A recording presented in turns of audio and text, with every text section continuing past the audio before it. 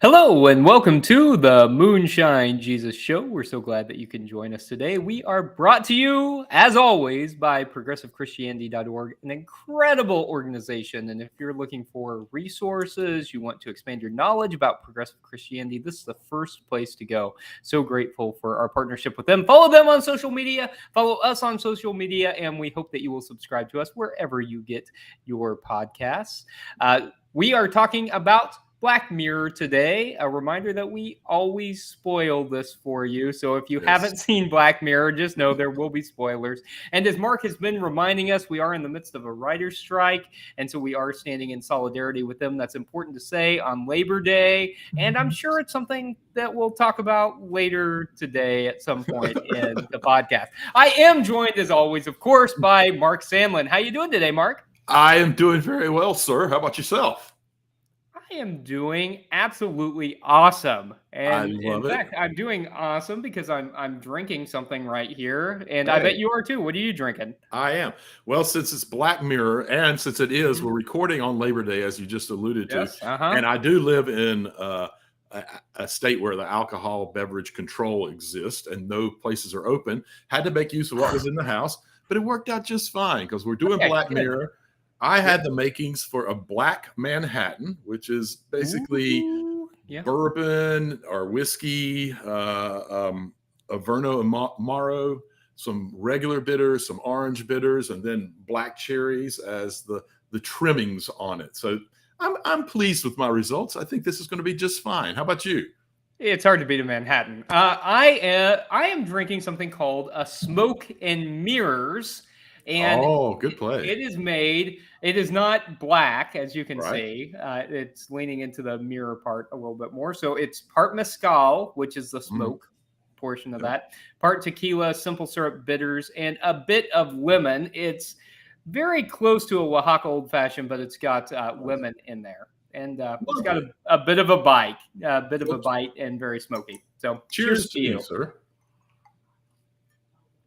Oh, yeah. That's going to do just fine. Is it good? Is it good?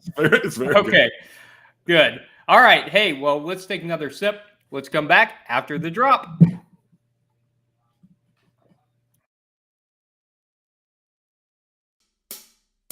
Moonshine Jesus.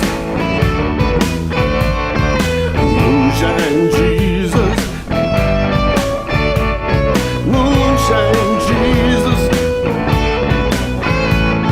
Moonshine Jesus, won't you shine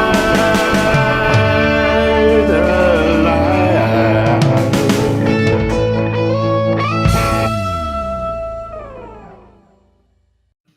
Hello and welcome back to the Moonshine Jesus Show. You've joined us for our Geek Out section where we do geek out about the topic at hand. Today's topic is Black Mirror Season 6. We promise we'll keep the geeking out as short as we can so that we can move on to our theological and political considerations of what these storylines kind of led us to thinking about. But let's start with the geek out. So, Caleb, Charlie Brooker, the writer-director of these, spent all of COVID consuming true crime stories before writing Season 6.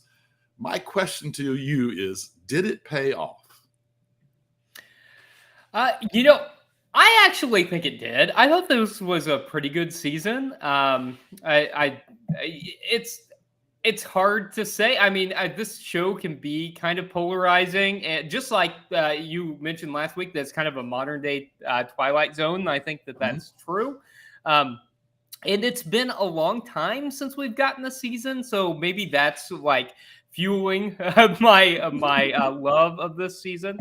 But yeah, I thought it was a good season, and I thought you could certainly see true crime elements throughout this. I mean, we saw that I think specifically in Lock Henry, the second episode, where we got to see kind of a psychological thriller mystery kind of thing, but also in Beyond the Sea and Demon 79 as well. So there were a number of episodes. I think you can see that running through all of them. But I thought it paid off. What do Yeah. you think, Mark? What do you think? I think it made for a very different season than what we've had so Mhm. far. Mhm. And that's I think that's interesting. Matter of fact, it kind of leads me into my next question Mhm. here. So for me, these episodes, Joan is awful, and Yeah. Beyond the Sea are sort of the most on brand Black Mirror episodes, right? They've Mhm. got Yeah. modern tech, and it's kind of the paranoid of what can modern tech do, and Mhm. almost like predicting what if we don't watch out, what can happen with this kind of stuff. Um, Right.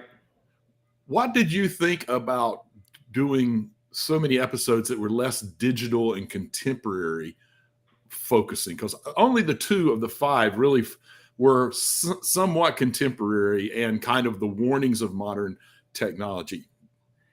Yeah, so look, the thing that always stands out for me about Black Mirror is, or I think the standout episodes are typically the ones that are kind of humorous and make commentary. So I think the Mhm. standout episode of this season is Joan is Awful. I think that there are standouts from other seasons that kind of have a similar approach. They also Mhm. always have episodes that are kind of dark and all. So I love the kind of commentary on contemporary issues and the pulling in of technology. Those are the ones that I resonate with. So I like seeing those, but I I thought it added some pretty good diversity. So I think Loch Henry was one of my. I really enjoyed Mhm. that show, even though it wasn't really making a commentary in the same way that other episodes were, Right. or that it has in the past. So I thought it worked pretty well as a balance. And we also got the way out there weird episode like a Demon 79, which was very different, and that's also something that Black Mirror does on occasion. So Mhm. I thought it worked pretty well. What'd you think? Um, I'm not sure yet. And as I told you just before the show before we Yeah, started broadcasting, I'd forgotten that I actually did watch this when it came out yeah, midsummer, hmm and rewatched them in the last few days and realized yeah, that I'm still kind of on the fence. I mean, Black Mirror is meant to be talking about our TVs, our uh-huh, phones, and our computer screens. hmm That's the Black hmm Mirror. And the fact that we're getting away from that, I'm still on the fence of where I feel yeah, if that's the right move or not. That is not to say that I didn't enjoy several of the episodes that weren't your kind of on brand Black Mirror type of episodes, because I did. Is it the right choice? I think we can. Mm, I'm going to give myself a few more days to figure out whether I think that's the right choice. Maybe a few more weeks. Hey, and since it took about 3 years to get the you, episodes, you may have plenty of time. I might have years to figure this out. So you said that Joan Awful is your favorite episode. That was going to be one of my questions. What's your favorite episode? But I'm also curious as to why it is your favorite episode.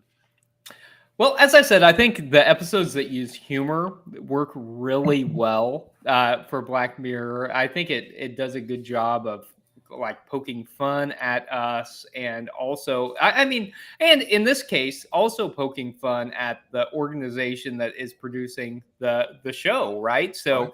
Right. So Netflix kind of pokes fun at itself in this, as it has this as Or it's or making fun of Streamberry, right? Which or, is or at least Netflix. allows Brooker to poke fun at them. Right, 'Cause right. it did. They didn't cut it. Yeah. They didn't cut it, He made and sure it was the important enough that they couldn't. Right. right, and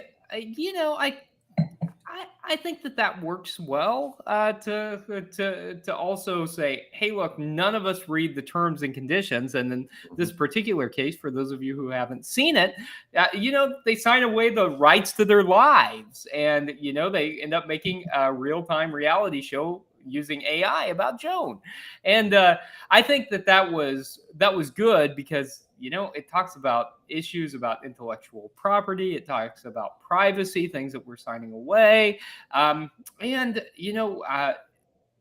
and what the cost of entertainment is. That I think is Black Mirror at its best. Whenever it is doing that kind of thing, and so for me, that was definitely the standout episode. For better or for worse, that it was the first one of the season, I don't know, but maybe that colors the way that I think about the season. No, that's fair. That's fair. What's yours? What's your favorite? And I ended up agreeing with you. Lock Henry and Demon 79 got close for me in terms of ones that I really thought were outstanding episodes. That in terms of what I like, but I'm with you. I think Jonah's offer one. I think it's so signature. This is what Black Mirror does. I love that there's some meta things going in there where you sign this contract, and I guarantee you that this year, Brooker, because they've made Netflix the official place instead of the BBC Channel 4, I think is where this started. I'm sure there were some negotiations with long contracts that he was giving little needle twist to the big shots at Netflix. So I kind of love the meta stuff that was going on there. I love anything where there's realities nested within realities, and the way that they didn't actually really deal with it, except for the last few minutes, and then a person has to make this major decision in a split moment that could end the existence of themselves as well as a lot of other people. I felt was like kind of classic. What this is kind of show supposed to do. This is why people call this the modern Twilight Zone, because it has those moments where there's these almost impossible decisions that are having to be made and can turn everything, all reality around in a split second. I absolutely loved that about it. Loved it. So that brings me though to the follow-up. What was the worst episode and why? I think Maisie Day. And I agree. Why? So I read the description before I watched it. I didn't really binge. I watched like an episode a night as it came out, and so I read the description, and the description is a troubled starlet is dogged by invasive paparazzi while dealing with the consequences of a hit and run incident. And that's not necessarily really even what it's about. I mean, it's about, someone making money as a photographer. And I think privacy is one of the themes that runs throughout the season. I think that's something that we're dealing with as a nation and all. And I think it's certainly something that we see in this season. And so we're dealing with it here. But, for most of the episode, it's not really very Black Mirror-y. And it's kind of like, it's kind of like they thought, oh yeah, this is an episode of Black Mirror. We need to throw in something unexpected. Let's make the actress a werewolf. And it didn't really feel like they earned that throughout the episode to me. And it was a weak episode. I think it was weak writing. I didn't have a lot of investment in the characters. I wasn't real into it. How about you? It sounds like maybe you agree. I completely agree that that's the, and I think it's by far like massively the worst one. Like there's not like when we were talking about favorite one, I was like, well, Jonah's offer is definitely my favorite, but Lock Henry, Demon 79, they were pretty close. I could have named either one of them and still felt pretty good about that. That was my favorite one. This one, there's just no doubt. It's the worst. Not because of the acting. I will say there was some very good acting in the entire episode. The police chief, the actress Starlet, all those roles, her buddy with the motorcycle who shows up, all of them acted really well. Dialogue was really not very good. It was overly simplistic. The storyline was ridiculously simplistic with no layered storylines. There weren't a lot of storylines feeding into it. It was, the production was almost laughable, particularly in the end scenes, like when they get into the room where she is and she's chained up and she looks up to the sky. I knew before we even saw the moon, just because of the way they were panning up and the wall, the way it looked, I was like, this is going to be probably the cheesiest looking moon I have ever seen on television. And it was just like, It was, yeah. did you have your kid draw that? And then you just put some lights behind it or something? I mean, it was really, really not good. And then of course you're realizing, oh, she's a werewolf. And then you're like the second part of your brain's going, oh shit, if that's what they did with the moon, how bad are they going to screw up the werewolf? Yeah. And I just ask you, how bad did they screw up the werewolf? Yeah, it was terrible. Horrible. It was a shitty rendition of a werewolf. It was awful. And then so that's all of just the kind of like production issues. Yeah. The real biggest issue for me was I just didn't care. I didn't relate to anyone in the show. Like that's one of the great things that Black Mirror does is that there's something about it that you can almost feel, oh, some of that's in my life. Not that I'm doing it, but that I'm surrounded by the tech that could do it. Like, it makes you have this almost paranoid what's going on. And like, this didn't have any of that. Like, yeah, who cares? It was almost like a relief that the show was over. The episode was over. It really they didn't earn it. They did, yeah. Thank God it's over. Yeah, and at the same time, I'm not sure I didn't want more explanation once it was over of what happened to the main character. You know what I mean? Right. Like I would have, if they cut back to her, I went, oh crap, we got more going. But at least it would have felt like it had some conclusion, something satisfying, possibly. Yeah. I mean, there just wasn't. Satisfying is a great word. There was nothing satisfying about, not even a creepy satisfying. You know, a lot of Black Mirror stuff is satisfying this kind of creepy, creeped out way. Right. We didn't even get that. No. We just got a bunch of people dead in the diner. Yeah. But the good news is that was just one episode. The other four I really found really entertaining and interesting in different ways. And a lot of those ways did have implications for both politics and theology.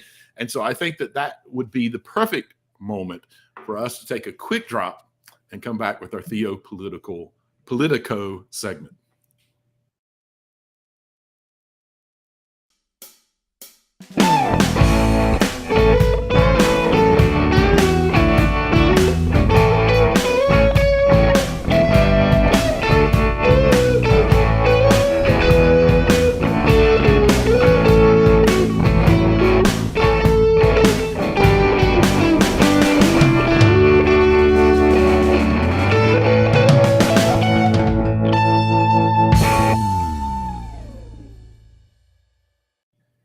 Welcome back to the Moonshine Jesus Show, where we are talking about the theology and politics of Black Mirror. And this is really the meat of our show, right? We love to geek out about stuff. We love to talk about our drinks. We love the next segment where we try to make each other look stupid. But this is what we are here for, Mark. That's exactly talk about why the theology theology and politics.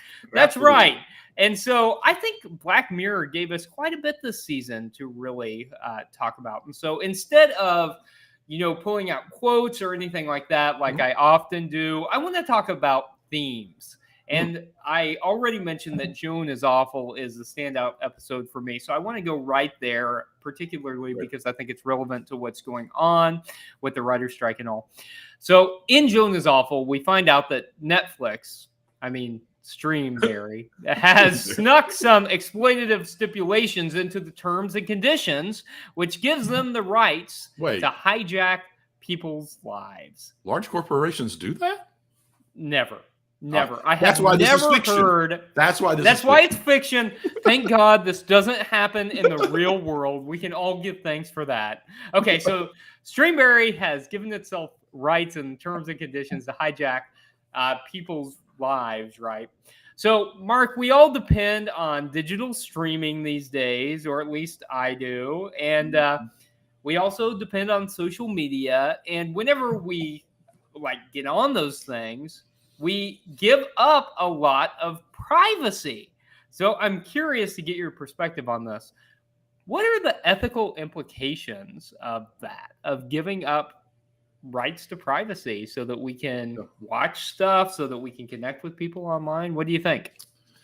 I really hate the argument that they give is that we're not giving up privacy. What we're doing is giving them the information they need to make a better product for us. So I don't know That's what right. you're Make talking ads more relevant. Right, You know, they want to exactly, tailor right. to us. Ultimately, we're Yeah. making a better product for you. So I don't know why you're complaining, Caleb. They're making it better for you. You don't like better? No, I'm kidding. That's I, right. I should be talking about bourbon right now, and my right, phone as much as will make possible. sure that I the love next it when ad that I companies. see, I, yeah, I will love it tell when me that. companies send me free bourbon. I love it when. Yes, send it to me now, please. Thank you. Yeah, no, I mean, I think it's a horrible, horrible thing. And yes, it might have Uh-huh. some benefits to it, but the amount of information that we are ultimately giving up, we're not even aware of the depth it actually goes to, Yeah. and how much they really are not just using it to give us better ads, but they're calculating where did we go, why did we go, what are we doing. Mm-hmm. Mm-hmm. They're building user profiles for us that we will never see, and it can be used both for and against us in all kinds of Yeah. ways. And maybe the worst part of it is it makes it all feel so freaking normal. Like, oh, of Yeah. course, I just give up my information. It's no big deal because it's how you do it, and it's what needs to be done. And look, and I do think that this is one of the areas. A lot of times, Black Mirror talks about stuff where I'm like, you are really, really taking it too far. Like that's just really Mm-hmm. way out there, not going to happen. But this Uh-huh. is one of the places where I think what they're warning of, and kind of yes, they're stretching what it could turn into, but not too terribly much. We do give up too much information. We do it with one simple click after we scroll down a very long thing that no one's ever going to read. And it does impact our lives. Right now, it might be mostly positive, but also it's used to manipulate you. Very much so. Yeah. All they really care about is getting to your money. And so it's also used in a very negative way in terms that it's used to use your information against you to convince you to get stuff that you probably didn't want to get anytime soon or maybe ever. And it's the beginning of giving up more and more information just because it's beginning to feel so normal. I mean, that's kind of where I see. What were your thoughts? Yeah. Yeah, I think it's exploitative, right? These are large Mhm. corporations that are exploiting people. And I was thinking Absolutely. about when social media kind of came about, that was when I was in college, and Facebook kind of came around first, and it was something that was only open to college students and was kind of like goofy, and you'd go online to connect with your friends. And so I think like me and my generation in some ways still have that kind of mentality that, oh, this isn't really a big deal, and it really is a big deal, because these organizations, these corporations have come along, and they have really exploited people and taken advantage of the information that we have to share. And so I think it's time for governments to step in an even more intrusive way than they have, I think. I just don't think ensure the it's time for them to. I don't think there's any chance that they're Yeah. going to, because Yeah. most large governments have very heavy ties to the industries that are making money off of our information. Right. What it's time for individuals and groups to come together and Yep. demand that we get more control over our personal information. That's information Amen. we should be able to own. And there That's needs to right. be a larger uprising demanding that we have access, that anything that's stored about us personally, our Yeah. personal activity and who we are, we should have access to that and the ability to decide who gets to know that and who doesn't. That's my take. That's right. I think I'll you're get off my 100%. soapbox now. No. Stay on that soapbox, because I think that's 100% right. Because I Yeah. mean, especially as we see, identities being taken, and we see AI becoming more and more of a thing. I think it's more and more important that we are ensuring that people's privacy is protected, that people's personal information is protected, and I think you're 100% right on with that. So, in line with that, I think that I want to stay on Jonah's Awful for just another minute, because I think that It's not like you liked it or anything. no, I didn't like it at all. So I think it's apropos, because we're in the midst of this writer's strike, right? And actors are in participating in this as well. And in this episode, we see actors' likenesses being rendered by AI, and this is something that is starting to happen in the industry. And Mark, can you talk maybe just a little bit about what is going on in this episode and what is going on in the industry in terms of Yeah. AI and digital likenesses of actors? It was nearly impossible not to see it and relate the two. Right? I think we didn't intentionally skip Black Mirror when it came out in the middle of the summer, but in a lot of ways, it's almost fortunate that we got to look back at it and be thinking about this during the strike, because the writers started the writer's strike because, in part, the big part was because they are so massively underpaid. And if you don't understand how massively underpaid they are, you need to just go do your own Google sleuthing, and you're going to find out it's absurd how little they get paid. But it was also because with what's coming on with AI, that there's great concern that corporations are going to try to start using AI to replace writers. Right now, the technology is not there, but the amount the technology's advanced in 6 months is crazy. The writers joined the strike for what Caleb's talking about, and it's what we see in this show, where an actress signed a very large contract that there would have been no way to actually read the whole thing unless you had a year of time to do it, and signed away the rights to their own person, and then the face of the actress was used in a show, and terrible things happened, and that actress was being associated with them and had absolutely no control over it. And that's part of what the actors are out there wanting more control over their own personal digital likenesses. And it's essential that we make sure these kinds of things actually go through and that they get those rights protected. I'm willing to do it without all kinds of my downtime entertainment to make sure that these two groups of folks are treated right. And we're in this pivotal moment, and it's wonderful we saw this show right now where you can see like the very far out what could happen and how a person's entire public image could be ruined over something they have no control over, but their likeness is being used for. I mean, are those the associations you made? And there's probably more, actually. Yes. And, I think it's important to say that we've seen this for a long time, and even before AI. And whenever we think about like people on TV, we often think about the mega celebrities who are making millions and millions of dollars, but there are all kinds of people who work in Hollywood who are not these mega stars and who are just living like week to week, be they actors or writers. And one of the examples that comes to mind for me is the actor who played Zordon on Power Rangers. Did you ever watch that, Mark? I was fortunate enough that my kids were just old enough that they weren't into Power Rangers when it became real popular. So I was a part of the Power Rangers fan club, and I was growing up, and Power Rangers was massively popular. And Zordon was in every single episode, but the actor who played him came in for one day of work and was paid a total of $150, even though his likeness was used in every single episode. Whoa. Okay, $150. And so that's the kind of exploitation that we see in Hollywood. And I think that that's the kind of exploitation that this is warning us about.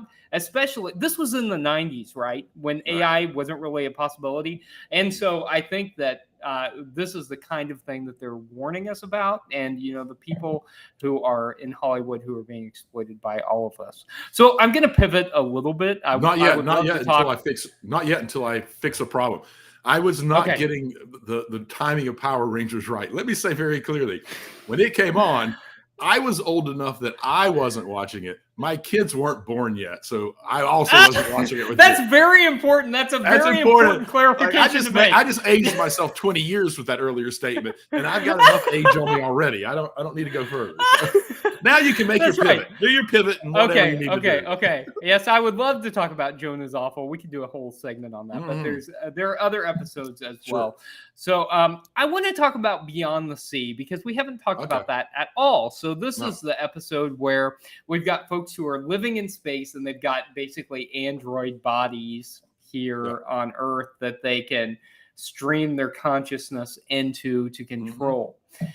And in this episode, one of the astronauts is kind of living a more public life through his android body, and his family is murdered because people aren't okay with that.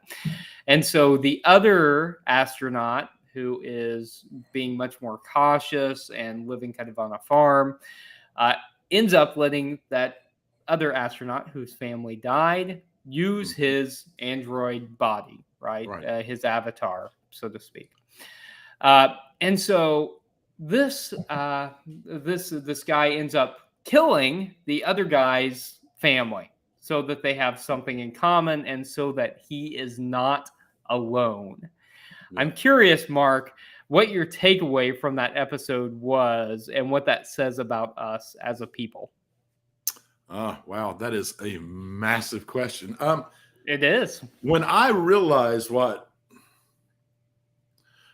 that he had used his friend's avatar or his coworker's avatar and murdered his family just so that he could have someone who understood what he was going through. And I think he thought that in some twisted way, it would help the guy understand why he had made advances on his wife, like the loneliness that he was feeling, and that he would have some companionship. I hated that turn. It might have been my favorite episode until that turn, particularly since it finished with him simply kicking a chair out and saying, "Sit down." And the guy had just found his family dead and did nothing. I think one of the commentaries it makes about humanity is that there are a lot of lonely people in the world, and that there's a lot of work that needs to be done, because loneliness that is not one that you have chosen, like well, you're isolated in a way that you haven't chosen, that this is right and proper for me and makes me a healthier and happier person. That type of isolation pushes humans to a very strange place. We are all connected. We're all made of star stuff. There is a connectedness. The thing that I call God is part of what connects us all. And when we get isolated in ways that we had no control over, it is absolutely crushing, to the point that this show claims that a person can be moved to do these absolutely horrific things just to have one person in the whole 7 billion people in the world understand who they are and what they're going through.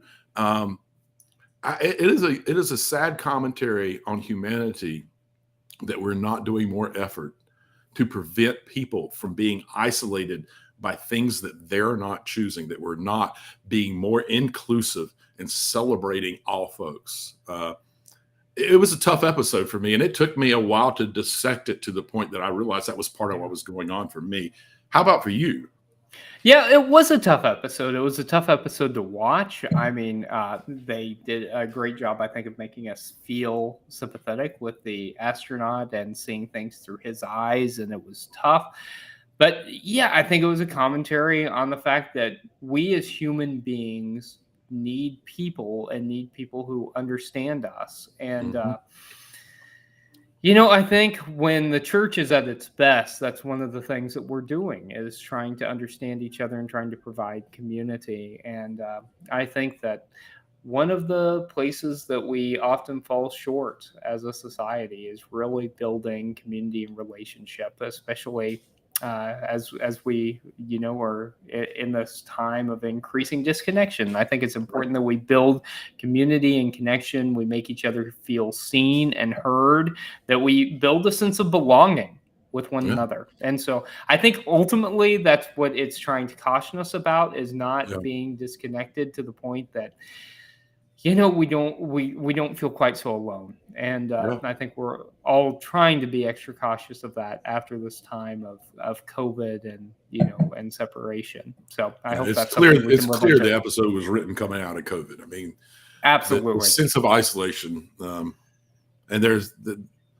it's kind of like you said about Jonah's Awful. I think at least 3, maybe 4 of these episodes you could do an entire show on, just dealing with what they are pointing towards and asking us to struggle with. Yeah, absolutely. In fact, I heard in the midst of the pandemic, a study But it was this was a story on NPR, a study between the differences between like isolation and astronauts in space who were, dealing with those kinds of issues. Wouldn't by be themselves. surprising if you heard it during that COVID. It wouldn't be surprising that he heard the same story, and that's the roots. Oh, that's right, man! If only I had been a better writer, I could have marketed that. You and Charlie Brooker, man, y'all were on the same wavelength, man. Yeah, that's right. That's right. Okay, I have like a million more questions about other episodes I want to ask you, Mark, but we have got to move on because if we don't, we won't get to our favorite segment, the Make Me Look Stupid segment, and we have got to get to that. So let's take a quick break, and when we come back, let's try to make each other look stupid.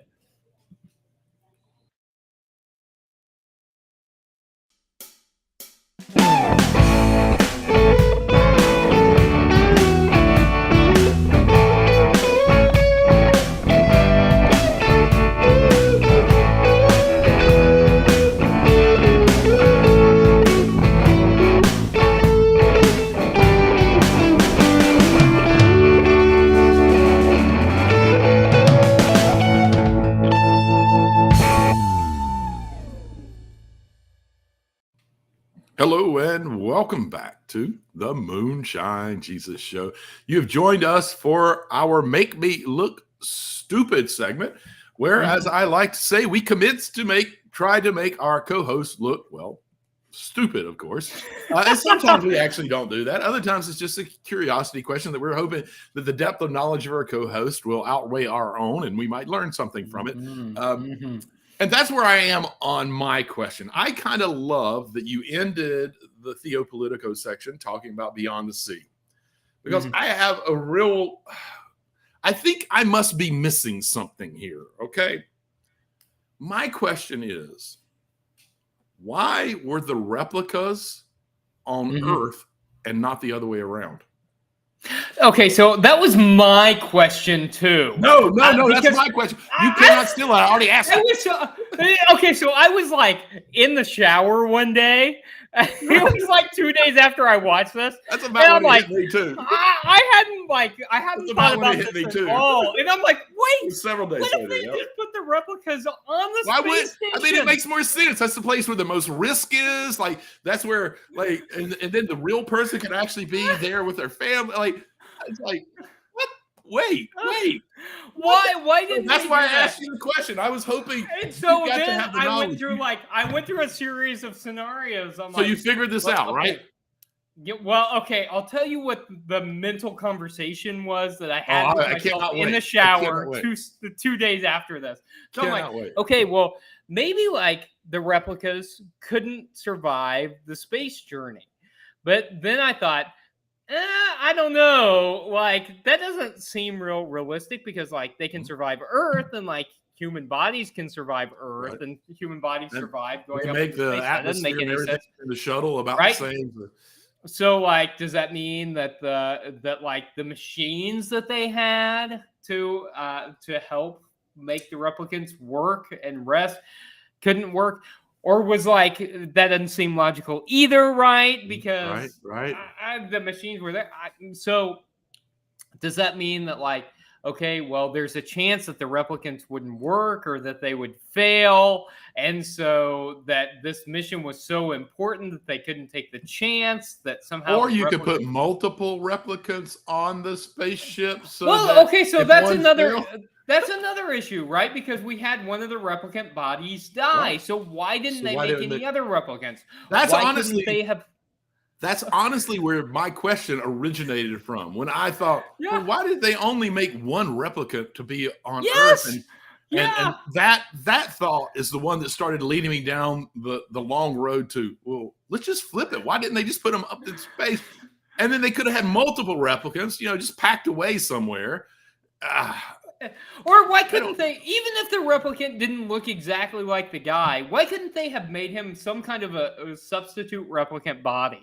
And so, I don't know. I spent probably an hour in the shower. I spent too much time. Just an embarrassing amount of time. I know. I don't have an answer. It's embarrassing.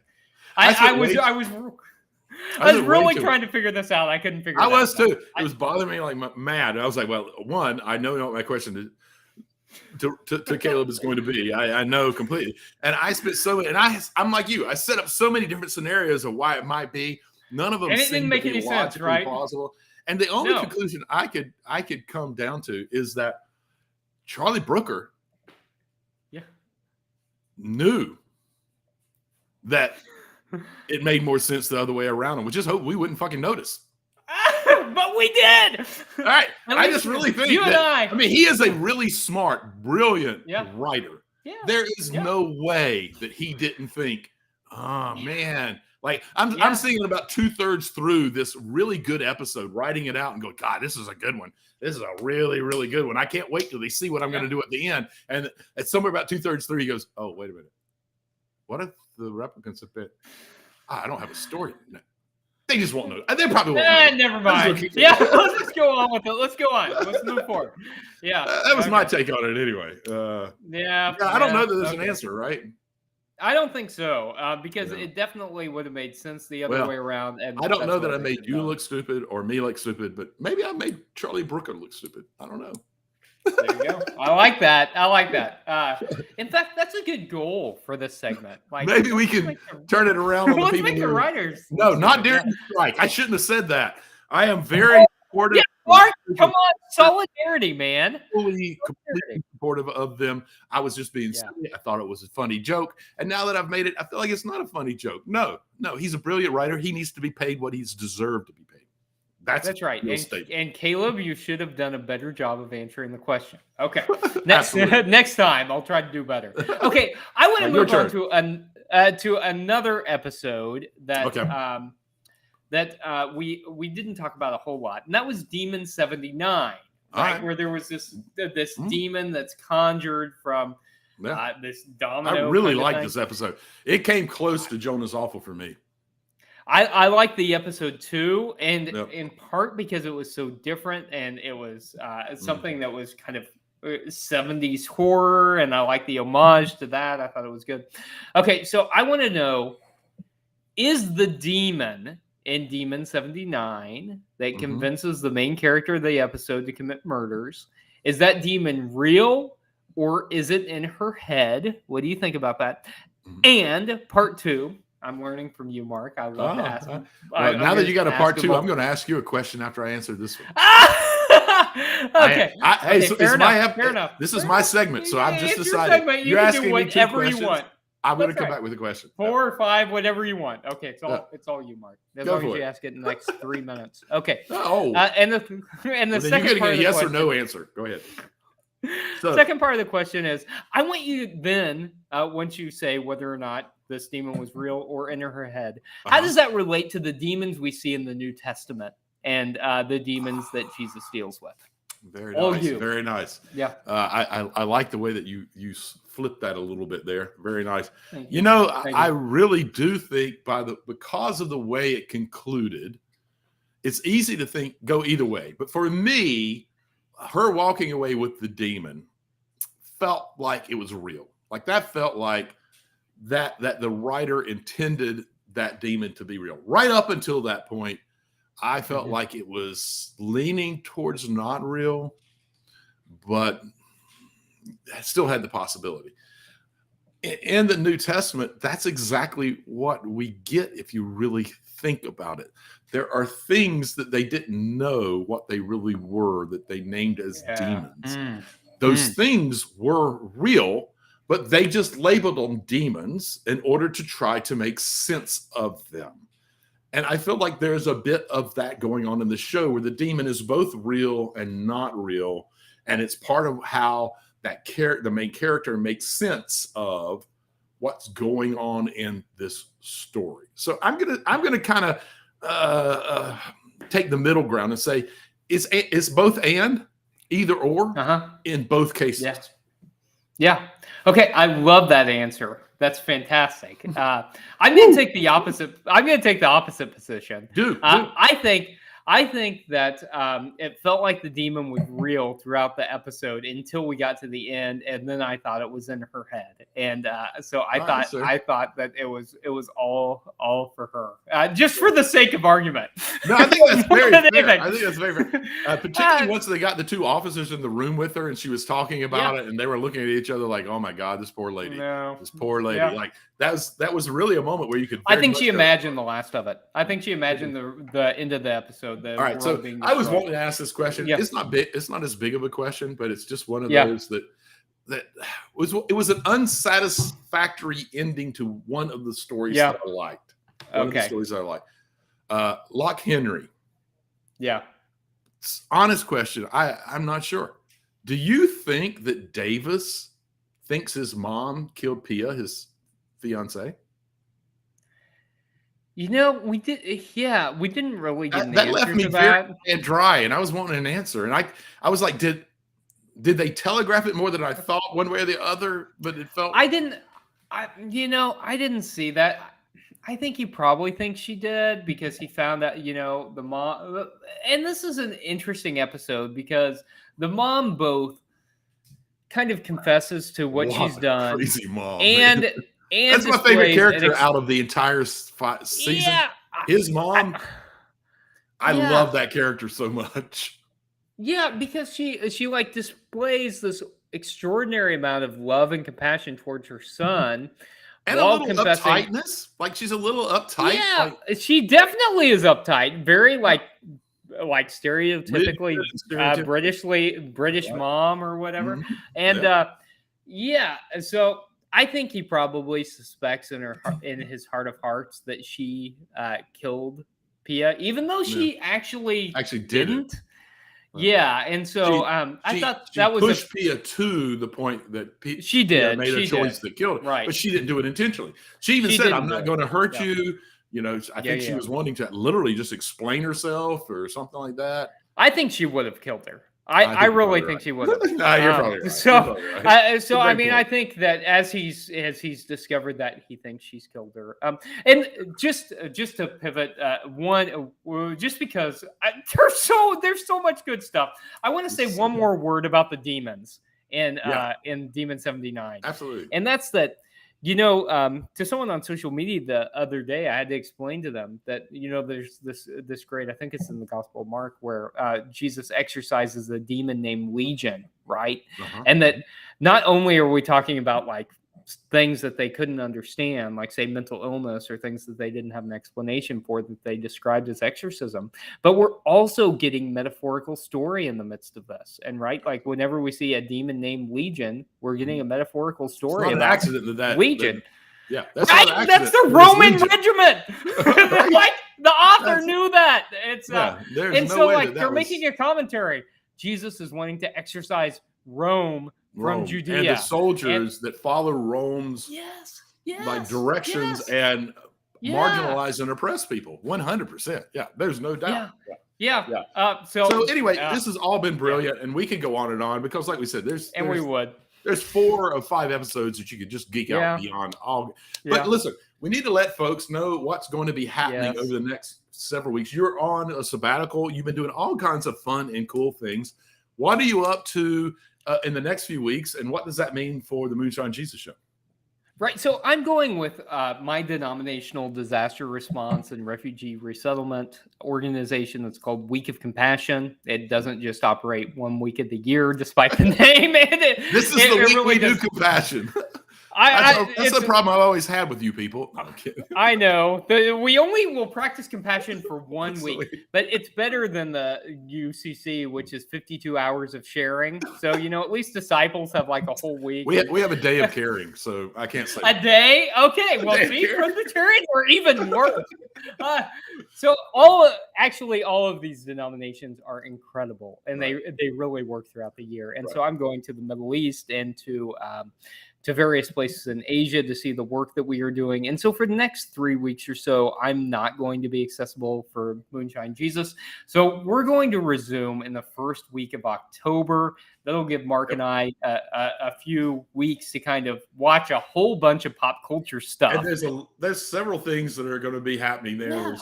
Wheel of Time, Ahsoka's going to finish up. There's a couple other things that are going on. We got several things that we can come back to once we soak that all in. Right. So I'll go on my trip and I'll also watch stuff. And Mark, you'll be watching stuff. And then we're going to hit it again hard when we get back in October. But I'm going to miss this, Mark. This is one of my highlights of the week. I love getting together with you and talking about stuff. This is the highlight of my week. I look forward to it. I anticipate it. I prepare for it. I just love being here. I love the folks that watch and listen to us that make it possible for us to do this. Absolutely. I can't ever thank folks, and I know Caleb feels the same way. Thank you enough for always being here and showing up and giving us the support so we can do this show. We truly appreciate y'all. And so we're going to take a few weeks break, but we'll be back at the beginning of October. And in the meantime, we appreciate you and thank you for watching the Moonshine Jesus Show.